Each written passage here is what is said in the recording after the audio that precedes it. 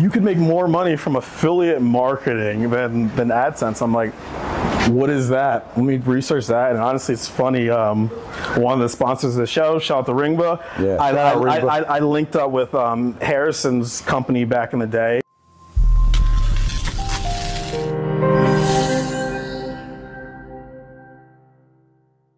We just shot a fucking banger right now. I can't wait till you hear this shit. It's like next level. No one's talking about this. Shout out to our sponsors, because without them, this shit wouldn't be possible. Shout out to Ringba. Shout out to Adam Young, the pay-per-call revolution. There's big, big money in pay-per-call, whether you're someone who's a novice looking to get into it, whether you're someone who's already doing it, putting up big numbers. Let's fucking do this, guys. Get the fucking book on Amazon. We're going to drop a link here. Take your shit to the next level. Let's fucking go.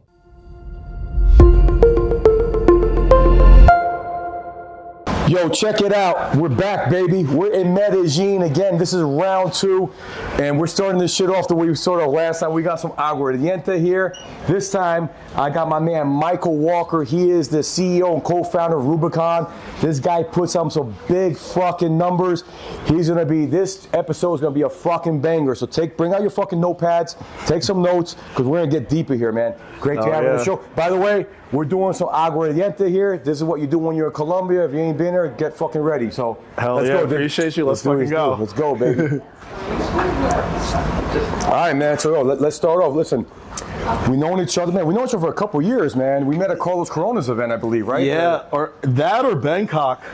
No, I think it was Carlos' event, and then I saw you in Bangkok. We were at the Grand. It's kind of like with Ray. We were at the Grand Society thing, right? There was some Grand Secret Society thing we were at, right? And you had that table with the slide. Remember, like, it was up the stairs, and you go down the slide to the bar. I forgot about that, bro. Did you get a massage in the bathroom? No, I heard about it. That sounds fucked up. Let me explain. It sounds like we're doing some bullshit. This is what happens. You're in Bangkok. You go pee, and then these guys put a towel on your neck that work there, and they start massaging you. It's part of, like, I don't even know why they do that shit, honestly, but we weren't like trying to do illegal shit or what bad shit, but that's what happened. But did you get one or no? No, I didn't. I was like, yeah, I'm paying my man. I think I tried to get you to get one. I was like coercing people. He's like, go to the bathroom, go to the bathroom. I'm like, bro, the bathroom's got a cool experience. You guys got to go. And half the motherfuckers went, half didn't go. Yeah. So anyway, all good. So we were in Bangkok. We had a great time there, man, and we would hang out. And I'll tell you one way that I really bonded with you, and this might sound like silly, but you know, in our industry, your word is your bond, right? It's all about trust. So when I met you with Carlos, you were an Eagles fan, right? You are an Eagles fan. I'm an Eagles fan, Philadelphia Eagles, right? And the Eagles having a good season, and we're like, yo, if the Eagles make it to the NFC Championship, we're going to go. We had a few drinks in us, right? Yeah. We talked about it in Bangkok. We talked about it another time, and bro, they made it to the NFC Championship. Yeah. Remember? I feel like that would have been bad karma not to go. So I was like, you know what? No matter what, we made this deal. They actually made it, which was crazy. So yeah, I'm going to go make it happen. I literally flew in that morning, went to the game with you, you know, had a couple drinks, and then flew out that night. Oh, that's dedication, bro. So I was like, just keeping my word. Bro, the fact is, like, because, you know, we said we're going to do it, and we fucking did it, man. You know, and that's promises made, promises kept, man. That's the kind of thing. So let's talk about that. How has that served you in this business, man? You know, honoring your word. Yeah, honestly, I feel like in this business, it's not to say it's everything, right? Like, once you don't honor your word, yeah, then it spreads, and then it's just like, you know, like I feel like I guess I've always honored my word. People know that, and they'll say, hey, work with Michael. He's a good guy. He's going to do what he says he does. He's not going to burn you, stuff like that. And in this industry, there's so many successful people. The second you burn anyone, everyone talks, and like, you know, you're like that. Yeah, your network and all of that is just shrunken significantly. Like, why would you ever want to mess that up? I feel like in this space, just from who you know, like you're gonna meet people who are millionaires of 8 figures, 9 figures, maybe a couple billionaires are going to be billionaires. Yeah. So it's like, you know, I don't want anyone ever saying, oh yeah, don't work with Michael, he's bad, and I need something down the future, or, you know, business relationship. Yeah. And I feel like no one can say that, but everyone that speaks about you says the greatest things, man. And it's a testament. And again, that little example of that Eagles game, you know, listen, I was like, Who knows? He comes, he might not come, but I had a feeling you come because, you know, Eagles fans, we've been through a lot of shit, right? So we came, we had a fucking great time, man. You know, it was a fantastic time. We won the game, we crushed their ass. Yeah, no, that was 49ers, right? Yeah, it was a great time, and yeah, that was like the first time we really just hung out and like just bonded from there. And you know, like I've seen you in probably 10 cities since then. Yeah, all over the world. It's crazy. So let's talk about before that, right? I mean, you're young comparatively. You're like your early 30s, right? You've been actually doing this internet marketing, internet sales stuff for half your life, right? And you started as, was it a teenager? Yeah. Just online. I started selling on eBay when I was 14. Affiliate marketing started at 16, and so I've really just been selling things on the internet and, you know, making landing pages and all of that for over half my life now. It's kind of crazy to say. What spurred you to do, like, where as a teenager, like, what makes you say, hey, I'm gonna fucking, you know, start selling shoes online or get into internet markets? Like, most teenagers aren't thinking about that shit. Like, so what made you do that? I mean, everyone in my family is a hustler in a way, and just like, I don't know, my grandparents, and trickles down. But yeah, I would say for me, just getting in those selling shoes online. Honestly, I remember I went to New York. I've told this story, but I went to New York, went to Canal Street, and just saw like all of the stuff there, the fake items, all that. I was like, wow, this is insane. And then I started like, honestly, it started with me like, how are they getting this stuff? Let me go online and figure out how I can get this. And then I like at the same time, honestly, was I had a book that was like how to make eBay listings. Wow. And it was just like, yeah, I took those two components and just made listings. And when I was like 14 years old, I literally, off a website EC21, I guess it's equivalent to Alibaba now, and I would just order bulk shoes from China, have them shipped to my house, sell them on eBay, and would have them boxed up. And like my mom, and I partnered with my neighbor back then, or his dad would drive us to the post office to ship them out. Wow. I wasn't even old enough to drive. And yeah, that's like the origin story. And like, I think once I got a taste of that, I was like, wait, you can make money over a computer. And it's like, it didn't matter. I was like, I don't know, some 14-year-old black kid, you know, I could be Michael Walker, serious businessman. It didn't matter. I was like, this internet shit is amazing. Like, that's what I want to do. So let's talk about something interesting, because I think that what I found when we first started talking, right? We at the Eagles game. I don't know. Some of this came up. You mentioned your grandparents, and you saw a business that ran as a young kid, right? That had a big impact on you.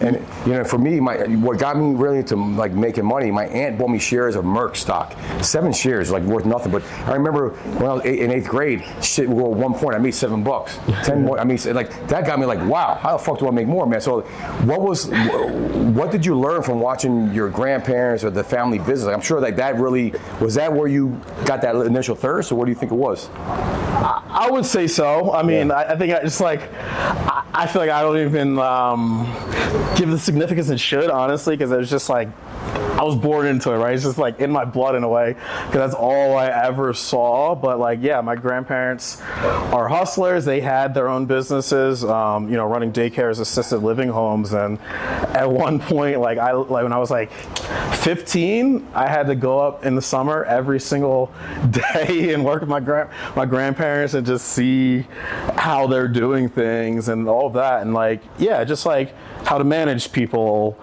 how to treat something like it's yours. You know, when something's your business, it's like it starts and ends with you. You know, like if it's not your business, that problem, whatever, someone will figure it out. But it's like if it's yours, like the problem is going to keep being there unless you figure it out or someone else in your organization figures out.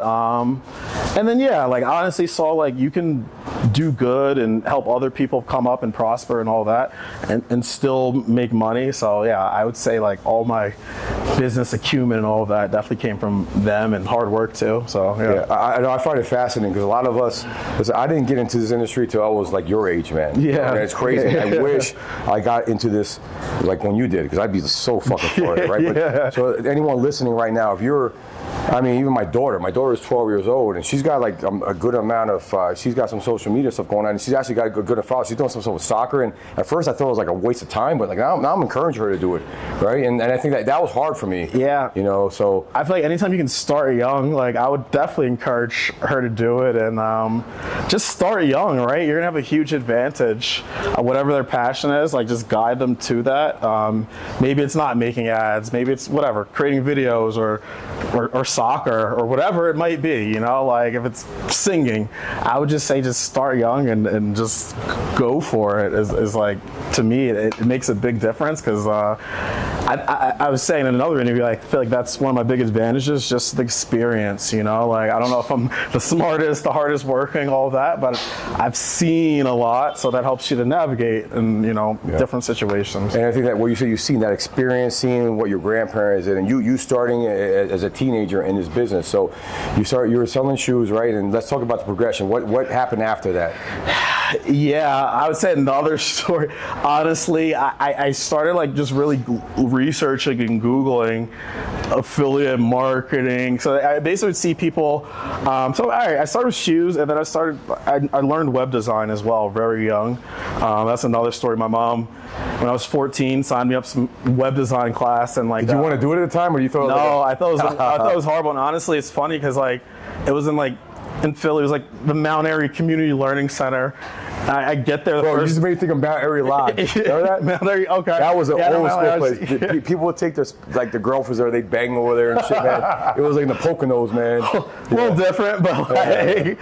Sorry, tangent. But no, so like it was literally, I went to a class. It was like some nighttime class, and it was like I think I was the only person like under the age of 50 in there. I get there, Really? my mom, I'm like, what is this? Like it's all old people in this class, and then I started like listening to what the guy was teaching and all that. I'm like, oh, this is pretty cool. It was like the guy who made like the first like WWF, WWE website. He made the first Nickelodeon website, and just learned web design from there. And I started making, I just put AdSense, right? Google AdSense back in the day, just putting that on these pages I would just make and try to SEO. And then from there, people were like, no, like I just read forums. It was like, you could make more money from affiliate marketing than AdSense. I'm like, what is that? Let me research that. And honestly, it's funny. One of the sponsors of the show, shout out to Ringba. Yeah, I linked up with Harrison's company back in the day, and they were a network and just started. They paid everyone weekly. So like, you know, for me to say at that time, I'm maybe like 16 years old, something like that. So being able to like spend some money on ads or whatever and then get paid weekly was like a game changer. So that was really like how I got to the affiliate side. And then from there, I mean, I wasn't making crazy money or anything like that, but when you're a kid, you know, it's like, hey, I have enough money to do what I want, right? Like buy some clothes, blah, blah, blah, but it wasn't like... And go wherever you wanted, right? Yeah. Freedom, a little freedom. Yeah, exactly. I mean, like, look, if I wanted to like order a cheesesteak or some pizza right now, I can, like type money versus the normal 16-year-old, but it wasn't like, hey, I'm balling out, I'm buying jewelry, I'm going away or whatever like that. And then like, I just kept with it because I always saw the potential, and I'm like, and then like in college, my senior year, honestly, it really hit big, and I just dropped out and just went all in from there. So let's talk about what and how did your parents take that when you said dropping out? Like, that couldn't have been like a great conversation. Yeah, no, not at. I would say it wasn't, but my mom also like.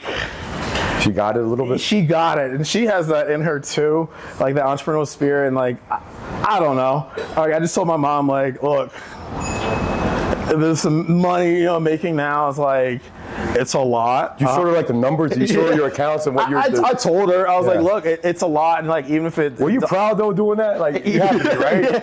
Yeah, but like, I don't know, you know, my mom, like, is still kind of nervous, because you don't know what she's going to say, but like, I was like, hey, this is the situation, blah, blah, blah, and like, I think the thing that I explained was like, look, if it doesn't work, I can always go back. The credits don't expire for 10 years, something like that, and it just took off and just kept going with it, honestly. Do you guys ever talk about that moment, like, you know, where you're at now? Like, hey, remember that time? No, but like, actually, like, now that you say that, I should. You should. I should go back to and say that, like, because that was, I was like. Yeah, listen, Yeah, I'm a big believer in that. I had my father pass away a couple of weeks ago, man, and I'm like, I took my mom to Colombia. We're in Colombia right now. We had a great time. She's 70 years old, man. I'm trying to get her moved down to Florida with me, and you know, we have a good lifestyle, right? We get to go places. I'm gonna start bringing her to the fucking conference with me, man. Yeah, I know that'd be more he awesome. does that with his parents. That's so I awesome. was saying, you know, I recommend that, like, you know, you wouldn't be where you are without her, right? And it's like, I like talking about these moments because this is a shit that you don't think about it when you're doing it. No, you know? for sure. These are the little moments that get you to that point, man. Yeah, no. Always like other moments I was messing. I'm like, hey, you remember when this happened? Yeah. Because like you don't think about it, and like honestly, like even like my upbringing, like entrepreneurial and all that stuff I said before, like I think I really like took it for granted and thought it was normalized when I was younger. And as I got older, I'm like, wait, like I don't think other people grew up like this at all. And I mean, yeah, I appreciate my family, you know, like they just have given me and never asked for anything. So I love it, man. That's great to hear. So you grew up in Philly, right? I said I grew up in Northern Jersey. There's kind of similar culture there, right? And we talk about Eagles, very passionate fucking fans, very passionate people, man. How do you feel that affected you in terms of business acumen, man? I feel like it gives you a level of street smarts. Right? When you're in business, you gotta know how to read people, who's bullshitting, whatever. And I feel like, you know, let's talk about that. Yeah, I mean, I don't know. I think everyone in Philly, like, arrogantly, like, I don't know, thinks like, yeah, if you're from Philly, you have the ultimate street smart. Like, you have a master's, you have a PhD in the street smarts. Like, you know, so like, yeah, in business, even coming down here to Colombia, you guys, hey, this, I'm like, okay, thanks for that, but you know, like, I mean, assess the situation. But like, yeah, just in business, I mean, it's invaluable because I don't know. I feel like it gives you like a level of intuition, like who to work with, who not to, what's good, bad characters. When you've seen and bad characters and things like that, you can better identify them in business. Like, all right, this guy has some traits that don't look too good. Let me not work with him. And I don't know. Like, it just shows you how to move. Like, I don't know specific situations, but yeah, like it just shows you how to move differently. I'm sure it does. So has that intuition ever helped you from like a bad deal or some like save you money from like getting fucked by somebody? Or maybe you just had like a bullshit detector and you prevented yourself. Part of it, but I would think also just experience, like those two things combined, being in the space for a while. Yeah, like, hey, this person they're a week late. You know, it's like, okay, they're a week late on their payments, something like that. And it's like assessing that, like, who are they, blah, blah, blah. Should we cut traffic immediately or like, nah, they're good for it? Like, I feel like, yeah, that aspect is a lot. And there's certain people in the space who are like, hey, you know, I don't have the money this week, but I'll have it next week.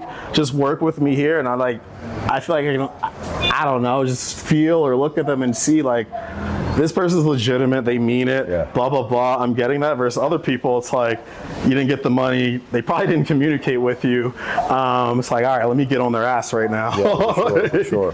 So, yeah. So cool. I mean, this is, I think that you make me think of the book, I don't know if you heard Malcolm Gladwell, he's got a book called Outliers. And he talks about to be really successful at something, you need, I think it's 10,000 hours of practice at it.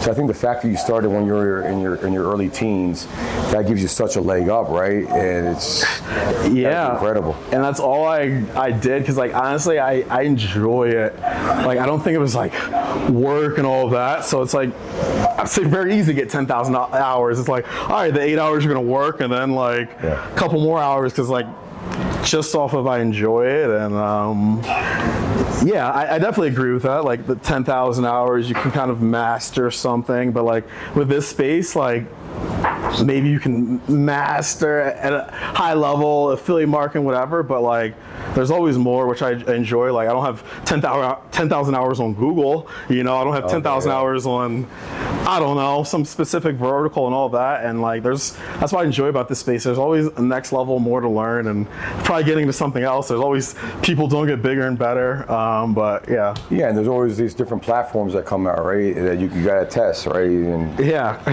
So Ringba, you can 10,000 hours in there alone, right? 100%, yeah. To really get it down. I mean, not to say it's a very easy to use platform and all that, but like, yeah, I think you can, there's a level of mastery tweaks and to it. intricacies and tweaks that can help you really exactly. maximize a campaign and so forth, right? Exactly. There's the base level of it, and then there's like, if you really know, and like me and John, like, I don't know, I always say, like, as far as tech guys who understand affiliate, like I always say we have an advantage because yeah, we really know like those nuances evolve Ringba and other systems. And like, I guess I didn't really talk about this as much, but when I went to college, like my degree and back when I was going for is IST, Information Science and Technology, which is kind of like a more broader computer science, you know, so like I have a tech background too, and just applying that to affiliate marketing is always an advantage. Yeah, you know what, you make me think if there was a prototypical like model of an affiliate marketer or so on. You hit a lot of the aspects. So you had the business experience, you grew up in an area with street smarts, you got that IT kind of knowledge, that creativeness, and I think the other thing, you're an adventurer too. Right. The fact that we fucking were in Bangkok, that was a long flight. Right. Now we're in Medellin, right? We've been in Miami, we've been all over.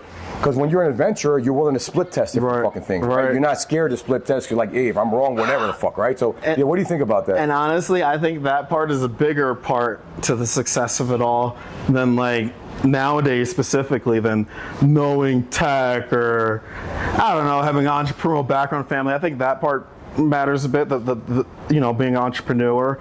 But it's like, yeah, an adventurer willing to try new things, the unknown, all of that, I think is just so important. Because I always look at guys in this day and age, like, none of these guys who really blow it up know tech, honestly, and they can still put up ridiculous numbers, you know, and it's like, that's just so interesting to me. It's like, you don't have to have a technical background, all of that. Like, I know guys who, like, shout out to Carter, Spooky Carter, couldn't even place a pixel, but could run 200K in a day. Like, you know, like shit like that. Like, is like, that was mind blowing to me. And like, that's what I love about the space too. You meet someone like that, and it's like, holy shit, the way I thought about the space in which you need to succeed is now shifted.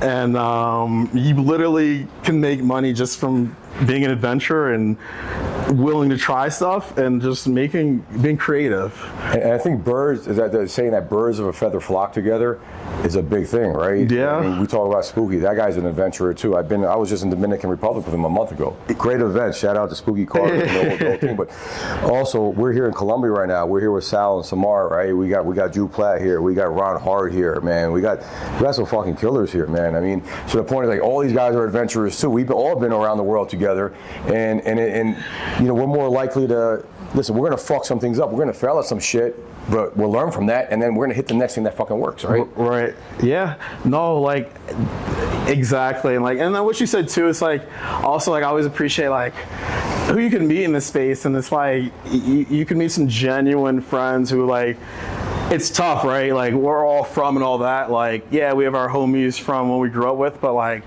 they probably don't have the mindset you have, and like, I want to go above and all that. It gets tough, but like, here I feel like it's like, all right, these people are all cool, but we have the same mindset. We want to just fucking keep achieving, which is another like just amazing part about this space. Like, came here with like, hey, not even no business stuff. Like, you guys are cool, and we have similar mindsets. I'm sure we'll like make money out of it anyway, just from talking and being amongst each other. But yeah, I just love that part about the space and the camaraderie. And like, honestly, I think like, you know, that's another thing that just goes back to like Carter, Ray, who you had on here and all that. Just like, I thought that was amazing. Like, I've been in the space a long time, obviously, but like, up until like 3-4 years ago, I never really talked to anyone in the space. Like, I just like, I found out about like 2 years ago, man. People were talking about Michael Walker, right?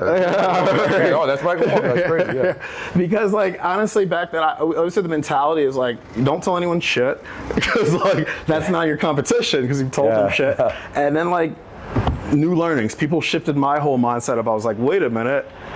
Facebook is way more traffic than I ever thought, or whatever. Google's way more traffic than I ever thought. There's no harm. It's actually more valuable to share with people on your level, because if they really appreciate and are good people, they'll reciprocate. And like, not everyone's going to reciprocate it. Like, but even if 1 in 10 of those people reciprocate it, like that could change your life. Absolutely, yeah. It so, goes a long way. And then guess what? You get invited into those circles, right? I mean, we're here with a bunch of fucking people doing great things. Yeah. And it's because obviously we've added value, and that's what happens. You get invited, and then we share ideas. And it just grows, and it goes back to what I said in the beginning, right? Like, you just can't, you got to maintain the relationship. You can't be a scummy person. You can't burn people. Yeah. Like, if you were to burn people, you probably can't show up here. Yeah.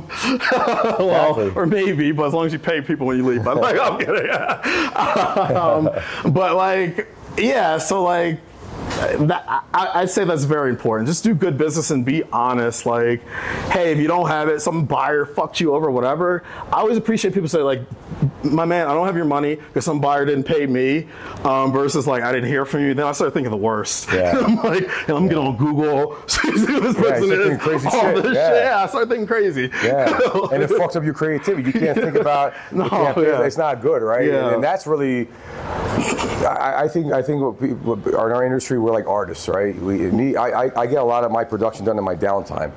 Sometimes I'm on a plane, no one can call me, and I'm like, I'm getting great fucking ideas, right? So when that happens, it's like, it's not worth it, right? So it's better to just fucking cut that thing and just keep moving, man. You know? Yeah, and the space is all ideas too. That's another thing. You ready for another shot, my man? Let's do it. I got a feeling you're ready, bro. A little water as well, but. This thing. Oh, yeah, no, good shit. Listen, how you liking Medellin so far? I know you just landed yesterday, man. What's your first impression of this? I'm not going to tell you my first impression, but I'll tell you my second. All right, well, we got to ask you. I'll tell you my second. It's an amazing city. Honestly, it's a beautiful place. Like, I feel like the perception, like the perceptions come from America. Every American thinks, I don't know, it's going to be dangerous, something like that. But I just feel like there's good, genuine, amazing people. Yeah. And it's interesting. Just learn different cultures, be different places. Cause if you've only been in the US, you just think that's how the world is, right? But like, we only make up 1/20th. Nah, maybe not, but whatever. Like 1/15th of it. Idea, so it's like, there's so much more to see, and I just appreciate that aspect. I was saying to John earlier, it's like, we're both saying like, this is the place we've been probably was like the least English speaking, and like, I don't know, I actually enjoy it. It makes you level up. I'm like, now here, like, I'm learning Spanish. I want to learn Spanish. Awesome. No, and it opens up another dimension to your brain, right? Cheers, my man. Cheers, my man. Speaking of which, Ron's here with us. He was shooting content yesterday, right? UGC, man. Yeah. I can't wait to see that shit, man. And I think when you travel, right, you get new fucking ideas. Every time, I was just in Dubai, man. Bro, if you haven't been to Affiliate World Dubai, you gotta go. The buildings are insane. I don't even know how they do this architecture. There's fucking Ferraris, Lamborghinis everywhere, and it makes you think like, yo, you think you're doing good? You gotta step your shit up, man, right? And that's another thing I love about the space, because I always love, I don't know, maybe not the best trip. I always love like people tell me like, they're doing better than me. Yeah, like a little, like, I guess the arrogance of it all. Like, I don't know. I think you got to be a little, well, maybe you don't, but like arrogant, and like I always want to be the best, right? So I hear someone's like, oh yeah, we're crushing it right now. We're doing 200, 300, whatever. I'm like, I'm happy for you, but you're not there yet. Like, fuck, I want that too. Like now, like you've motivated me to do some shit, and like, because I'm not the best now, like now. So well, that's another thing about you. You're very humble, man. And you're super humble, and let's not be so humble right now. Let's talk about some numbers, man. Okay. You're comfortable with, because I heard the John Castle podcast, which is amazing, right? The interview you did with you. Is that right? 2 million insurance leads? Calls, yeah. Two insurance calls, yeah. Probably more than that. Like over the course of, two fucking million. Like, that's a big fucking number. My 4 different Ringba instances in history, like, yeah, probably. Just I would say like Med, ACA, those have really just been the ones that like hit on the call side, and I feel like it was just a lot of things coming together. Like, I've known Harrison and Adam for a long time. I was running Med leads, like pretty successfully, doing like good numbers, like mid 5 figures a day. And then I remember one time going to InsurTech, and honestly, I met it with Somerville, Bill Somerville. And Great he was, guy, by the way. Yeah, shout out great Bill guy. Somerville. And he was just telling me, honestly, Bill was getting started in it too. Like, wasn't really. Yeah. What year was this about? 2019, you say, or 2019 or 2020? Okay. 2020. And he just met me. Like, we went to the breakfast at Lavo there, and he's just like, dude, here's how to, you know, here's what's going on with the call space Medicare, blah, blah. And then after that, I talked to Adam. I mean, Adam always has a lot of fucking good advice, honestly. He's amazing. Yeah, so like, we talk about it after this, but like his masterminds I've gone to, I feel like have given me more value than like, probably like honestly like any other mastermind. So things I actually implement in the business. But yeah, no, what was I saying before that? Like, so like, we're talking about how you started to scale. You went to InsurTech. Oh, right. So like, it's happened to Ray too, by the way. It's this stuff right here. It's starting to hit you, bro. Yeah. So exactly. So like, and then it was like, wait a minute. Honestly, it gave me an epiphany. That what it was. I realized like, wait, we can track calls in the same way that we track leads. There's no difference with this whole like ring tree stuff that they have and all that. And it just blew up that open enrollment. Like, you know, like I was that your like your LFG moment? Let's fucking go. Let's fucking go. Yeah, and like that, it just crushed. Like it crushed. Like I think Bill came up off of that too. I was making a different, you know, just a different level. You're another tax bracket then, like the probably Yeah, well, same tax bracket, but like higher effective rate, I guess. Yeah. Yeah. But bro, that's what I like about this industry is that we rise up together, right? It's great. You want someone like Bill who tells you some information. We want to all go exactly, together, man. Because there's always be another campaign, right? And we're gonna come together in that fucking campaign, and we're gonna grow and crush that shit. And it's like with Bill too. It's like he showed me that side. I just told him like, hey, here's the media buying. Here's all these guys, the Carters of the world. And like honestly, like these days we don't do that much anymore like we did then. But like it's always all love. Like, you know, from that come up together. History, you remember that and shit, like if it was ever like, you know, whatever. We you got him, he's got you. Exactly. So just doing good business and yeah. Bro, that was a lot. I got to do another shot there because that fucking, you got me. That's one of the things that people don't talk about. Is like those that was a breakfast at Lavo, right?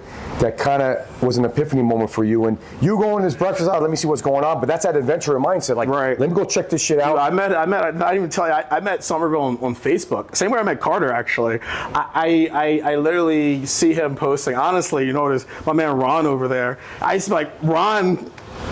I told him, I was like, you should have shut up. Like, he was posting his stats, all of that. I was like, what the fuck is this guy doing? Like, what the fuck? Now I'll tell you. Like, I used to be like, what's going on over there?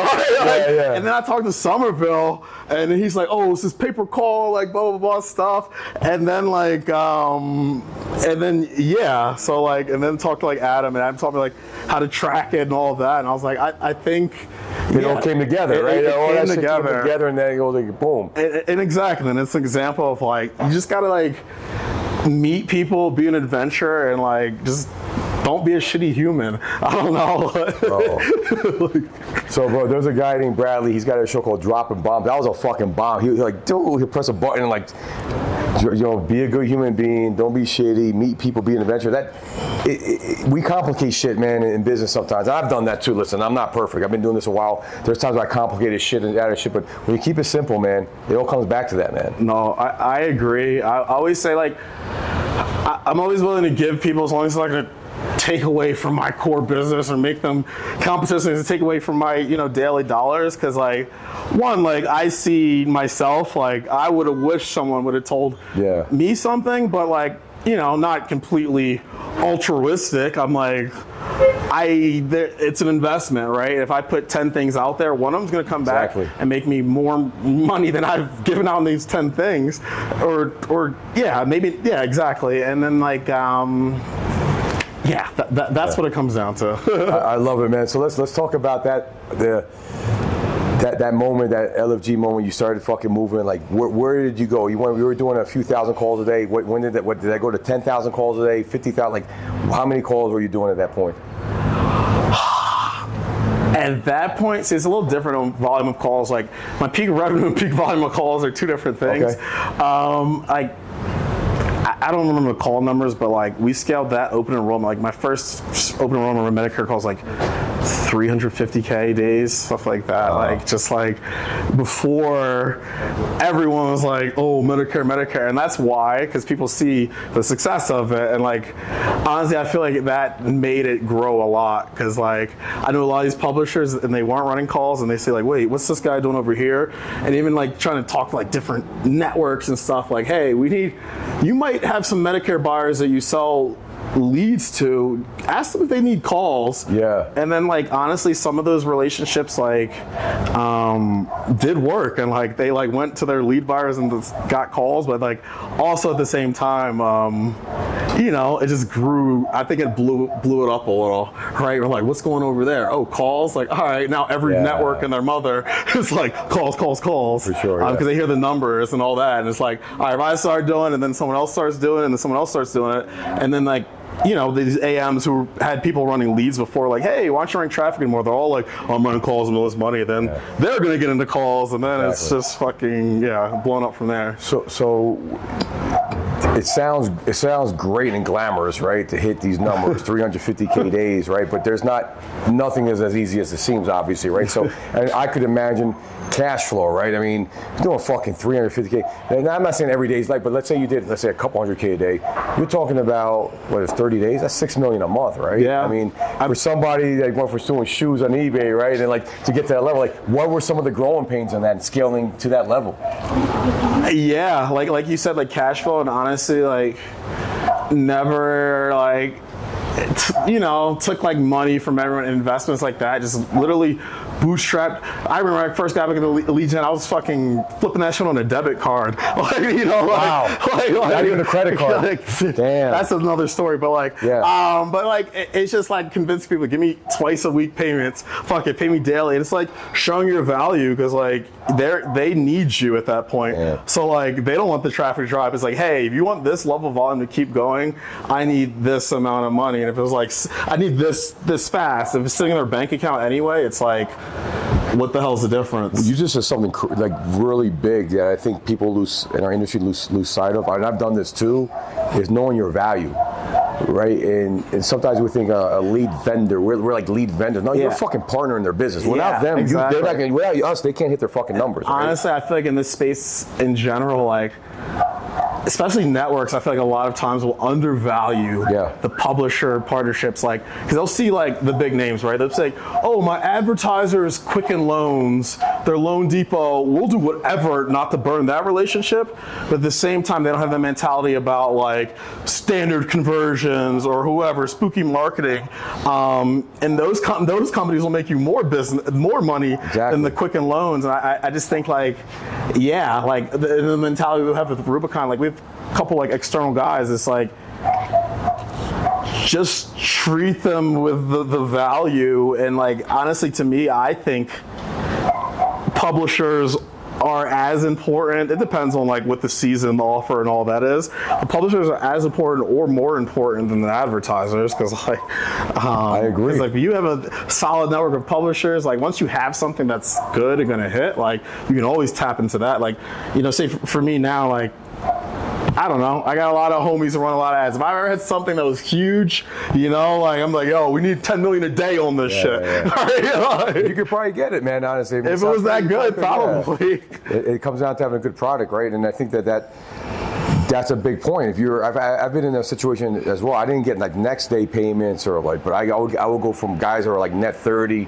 net 45 to fucking weekly, right? And that makes a big difference. So that's what I would imagine be the biggest issue. If you put in those kind of numbers, like the cash flow, how the fuck do I keep this going? And they need you. Like at the end, if you cut that off, they're gonna fucking pay next day. They'll move mountains to make that shit happen. Right, because they're making their money, right? Like at the end of the day, like they see whatever their margin is, they're making 15%. Like they want to keep making that, Even if they gotta put a little more money out today, they know it should come back if they trust their partners on the back end and all that. So I love it, man. Yeah. Can I take a piss real quick? Oh, go take a piss, great. I'll get a shot ready for us. What the fuck did we leave off? I don't even remember. What the fuck were we talking about? Anyway, so listen, let's say let's say I'm someone brand new, I'm watching the LFG show, I'm watching the Ringba, Offer Wall, the affiliate marketing show, right? And like I see these guys put on numbers. I'm watching Ron Hart, man, putting up his numbers, man. Like, what's the word of advice? One word of advice, someone new trying to get in the industry. What would you say to them? Yeah, like, I think it's a lot different now than, like, say when I started, but I would say the number one thing is just to network and talk to people. Like, you can make so much money in this space just from knowing people. Like, literally, like, there's people in this space who are just good at knowing people, managing relationships, and then also you know, like the business side of it. There's just no like inherent like, oh my God, I'm a great marketer, I'm a great tech guy. They're just they know business and know how to network. You know, like there's so much money. Like me and Ray were just talking about this. It's just like, yeah, like literally at every show, the goal is just to talk to people. So I would say, like, if I was brand new in this day and age getting started, I would say, like, I would try to take some basic level of course or learning. Honestly, I'm big on YouTube with anything. Mm-hmm. I know there's tons of YouTube content out there for free. Like, I know John Casto puts out stuff, and even like just the interviews and stuff. You're not getting direct learning, but you get the mindset of everyone there. And I'm like, wow, all those guys are saying this, they're doing this. There's similarities here. Let me at least do that part, you know? So I would say, like, network, go to a show, affiliate summit, affiliate world, lead gen, and then maybe like the courses like Carlos Corona's, and then there's like some guys that teach like higher level ones like Gabe Ansel.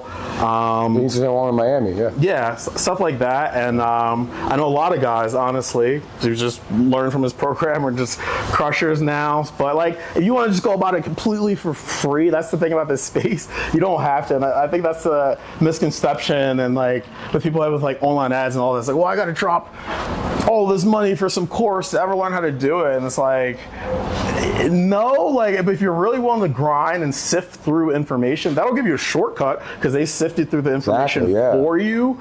But like, if you really like want this shit more than you want to fucking breathe, like, you can go on YouTube. I used to read every post in all the Facebook groups, all the Facebook ad buyer groups, every, you know, back in the day, like Digital Point, Black Hat World, Warrior Forum, all that. I used to just read all of it, and you get one little tidbit that can change anything, and then everything, and then yeah, just consuming the content. Nowadays it's shifted, but it's like, I feel like you just got to get in that right circle of media buyers, and it's just saying hi. Like, I've met guys who are like, it doesn't even matter if they've done crazy numbers on anything. It's like, you know what, you're a cool person, whatever, hit me up, I'll link with you, and then if you need something, I can link you up to someone else, all of that. They're willing to give, man. Yeah, exactly. They're not like, I'm going to keep all this shit for myself. And I appreciate just people like just going for it. Like, hey, I'm so fucking nervous. This is my first show I've ever been to, blah, blah, blah. It's like, honestly, like, I appreciate you doing that. And like, I probably would, at that point, have had the balls to do that shit. So, yeah, so like, I don't know. I always think stuff like that's dope. And then I always think it's dope seeing them in a couple of years. Like, I saw where you were. Remember when I first met you? Amazing. When you first fucking started, now look at you. Bro, I'm getting that feedback right now from people, like, especially with the LFG show. I was in Dubai. People are taking pictures. I'm like, what the fuck? They're watching this show. Like, you're famous. Bro, yeah, and I got people from 20 years ago, like, Dave, I'm so proud of you. I'm like, shit, I forgot about those moments. But it's like, that's part of the progression. And it's beautiful. Like, I'm like, wow, you're right. Like, I forgot I was at that stage. Now, and I know, bro, I'm still learning. I'm learning from guys like you. I'm learning from guys that are here, right here in this room. We're always learning. We got to always have that mindset, and that's how you continue to grow. Dude, once you stop learning, you're fucking dead, man. And that's the thing about this space. You can always learn, and like, I don't know. Yeah, it would be arrogant to say anything else. Like, you can always learn. There's always someone who does something way better than you do. Like, always. Like Ron doing data monetization, all that stuff. I'm like, what's going on? Like, you know, like, I've been doing this a long time. Like, stuff like that's still like advanced and impressive. Like, guys who do the UGC and they're like, my bad, yeah. And they're just like, this is how you do the hook and the format and all that. And I'm like, I haven't even thought of that ever. Yeah. But you just dropped knowledge on me that like took you probably some money and some time to figure out. And it goes back to what I was saying, just like sharing knowledge. Maybe I taught them how to set up a pixel in you know, the tracking platform, and was it Red Track or something? And to me, that's like nothing. But and then they showed me how to make, they showed me how to make videos and stuff, and to them that's nothing. But to each of us, no, you collapse time frames for them, and that's huge. Exactly. Man. That helps move the fucking needle. Yeah, you got me thinking. Cheers, my man. This is fucking great. So, I mean, I wanted to ask a follow-up question, but you diverted me a little bit. I went to the Super Bowl so the Eagles played. We fucking lost. Terrible fucking tough loss. Yeah. You, that weekend, you were at a mastermind. Was that Spooky or Gabe's? That was Gabe's event. Yeah. And that shows a level of dedication. The Eagles were playing that day. Yeah. And you're at a mastermind, but bro, that's actually the best move to make, because your team was playing. But how much?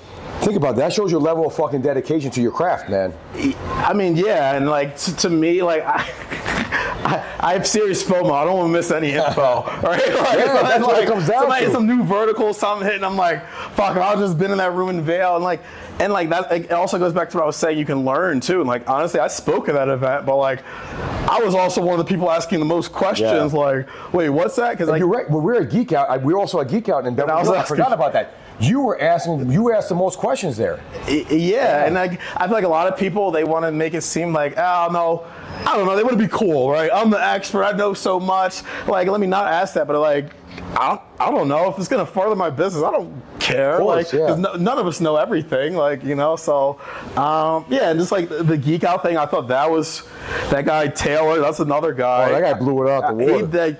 He was the first fucking speper. I had to go later. I'm like, I was saying that. You're like, what Phil from Retriever, like, gee, what the fuck are we gonna talk about? This guy, we're gonna be like jerk offs over here, man. Yeah. No, that was one of the more like impressive speed. And again, that's just an that example. Was $1 billion campaigns, man. Yeah, he was with like, a B. He's like, this is how you run $1 million a day on the PPP loan stuff. And I was just like, and that's another. There's a few examples. There's like being an adventurer, but it's also like there's always bigger and better. And that's one of the reasons I try to like humble myself to a level, right? In your head, you gotta think you're the best, but like, I'm not gonna go out there and like, I don't know, try to shit on people because like someone would look at me and be like, like this guy thinks he's, you know, something like, he's not even there yet.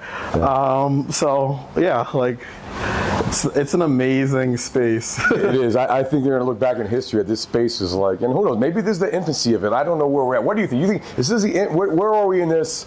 You know, I don't know what you call it, the evolution. I'm saying affiliate marketing is dead. No, I'm kidding. I thought you were serious, like, bro. No, I mean it's a joke because like they've been saying that since. They always say that. They said that since 2011. Yeah. So like literally, like, and I know guys to this day who are making like black hat money and all that. And I talked to another friend, and they were just like, "Wait, you're still doing this?" Like, blah blah blah told me this was dead. And I was like, no, because they just had a certain lane. They didn't really try to understand it at a higher level. They didn't evolve. So like again, this space I think is always evolving. At the end of the day, it's businesses who want consumers on an acquisition basis. That's never going away. Never.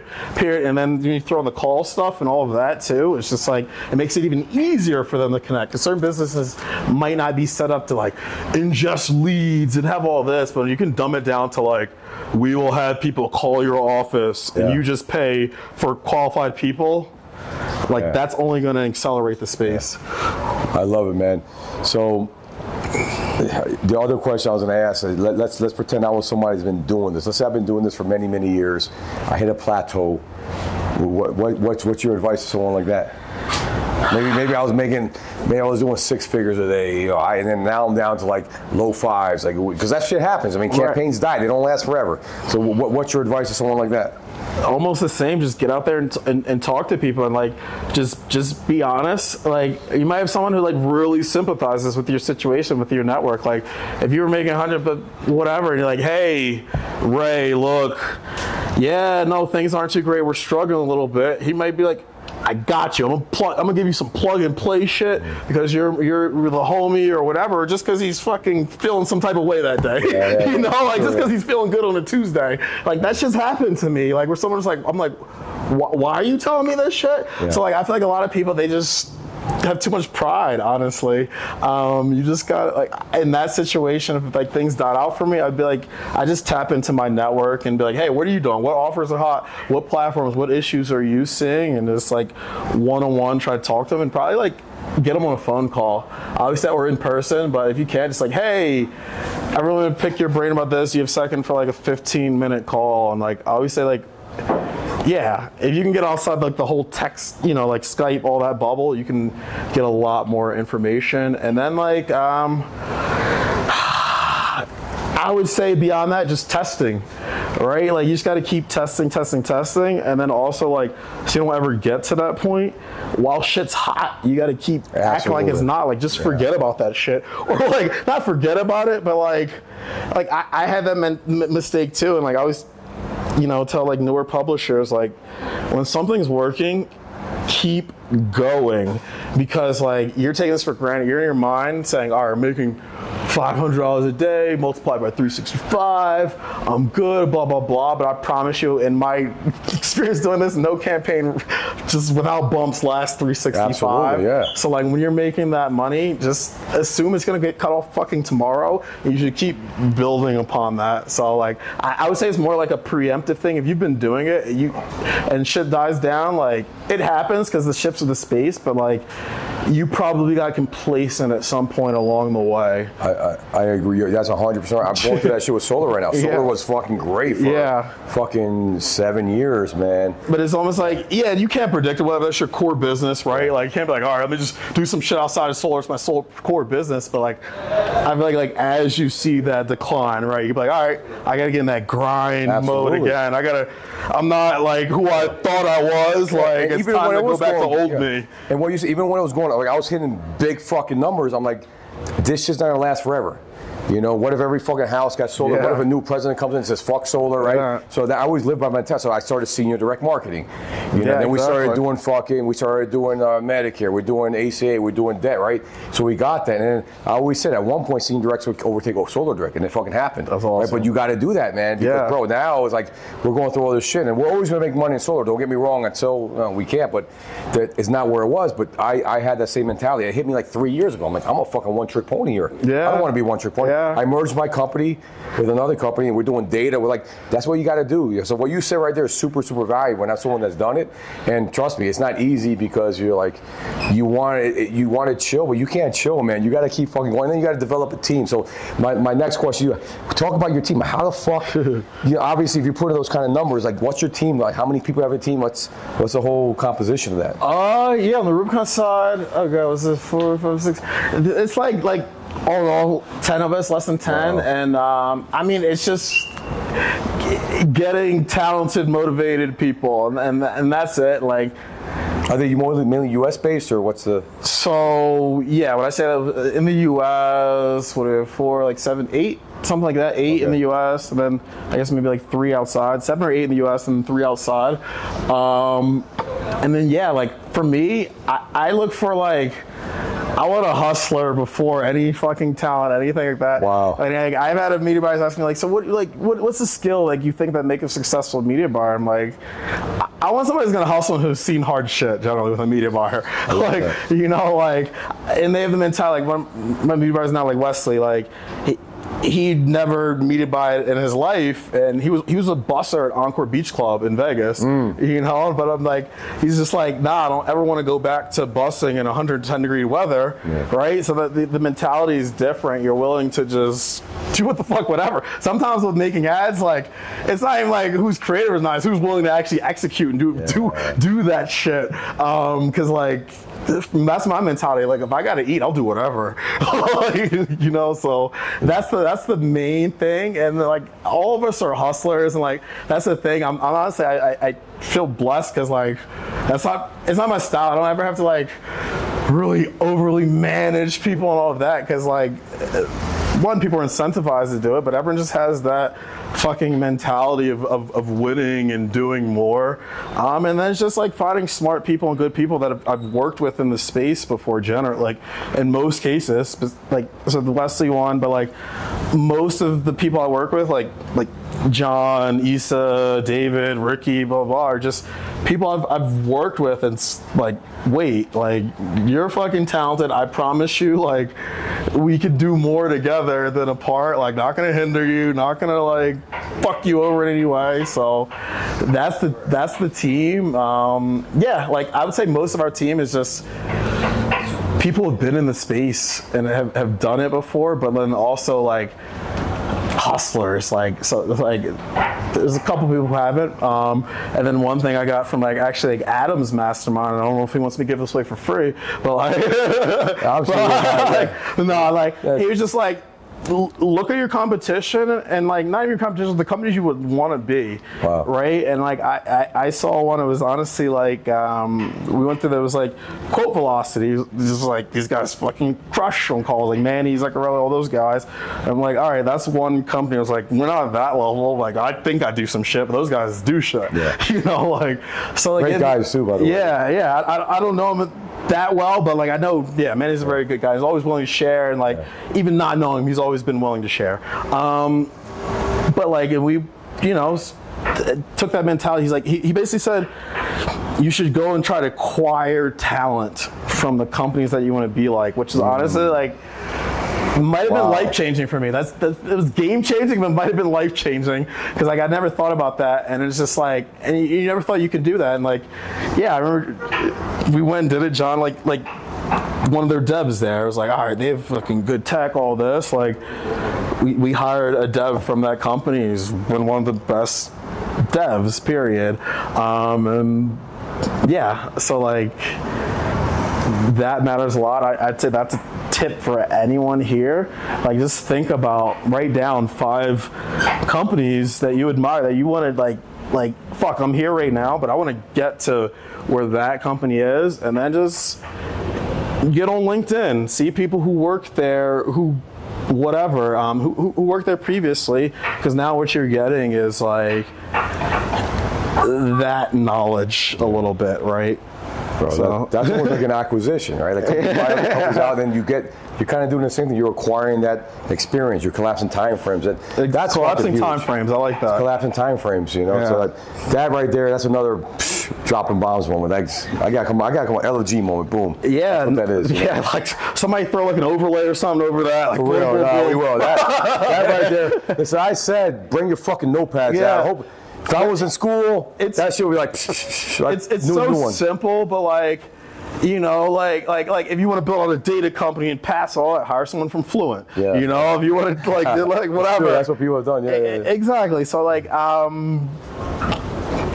it's valuable as fuck, and like, you'd be surprised. Like, a lot of people in this space like don't like, I don't know. I think they're scared to hire those businesses, like, all right, I'm just a media buyer. They don't want to like transition to, and I think at that point it's like transition to a real business, right? And like, I think a lot of people just undersell themselves, like, because you can go out and hire those people, and they will. Like, oh, I'm just a media buyer. No one wants to come work with me. No one wants to like fucking do a deal with me. Like, no, you can go get devs, business development people, affiliate managers, whatever, media buyers, whatever.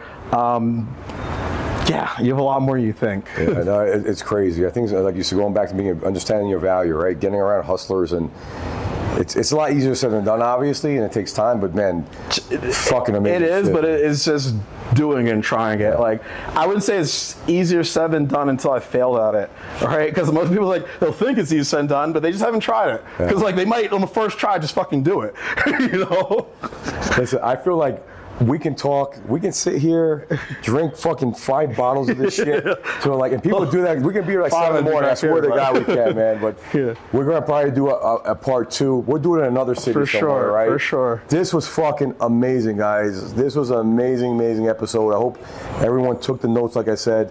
Michael Walker, we talked about being in Colombia, we're here, and it's like, I wish everyone could see the other side of this. We're gonna do a dinner, behind the scenes dinner. That'd be like, you know, some bonus stuff here, but like, this is gonna be fucking great. So I'm glad that you're here, man. Thanks for sharing this. Thank you. You don't have to fucking do this, man. The fact that you're willing to do this says a lot, you know. Nah, so, man, you know, for you guys, like, whatever, it's all love. How can people find out more about you? What's your, you know, IG link? Like, what do you recommend? Yeah, I mean, so RubiconPerform.com. They can, I mean, our emails, I'll throw out someone else's email. I'll throw Issa, sorry Issa. Okay. Issa, ISA, at RubiconPerform.com. Yeah. I mean, if you want to add me on Instagram and see my debauchery, it's fun. It's _Walker. ITS_Walker.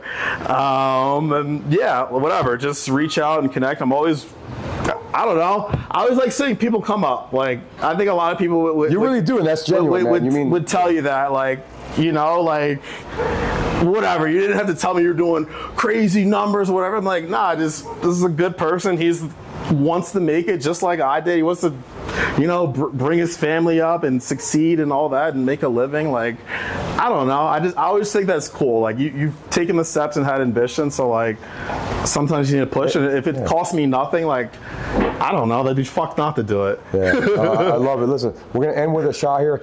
This is what the American dream's about, right? You bust your ass, you work hard, you take risks, you fall down, get the fuck back up, and that's what Michael Walker's done. And the beautiful thing, man, he's still in his early 30s. I mean, I wish I can go back 10 years and be where he's at. So I can't wait to see what the future holds for you, man. I think you're gonna keep making an impact. I think we're gonna keep creating memories, and let's do a lot more of these fucking LOG moments. Let's fucking go, baby. Well, appreciate Love it, man. Beautiful shit. Boom. Man, that was a banger, man. That was a fucking woo fucking banger. Oh, that was good shit, man.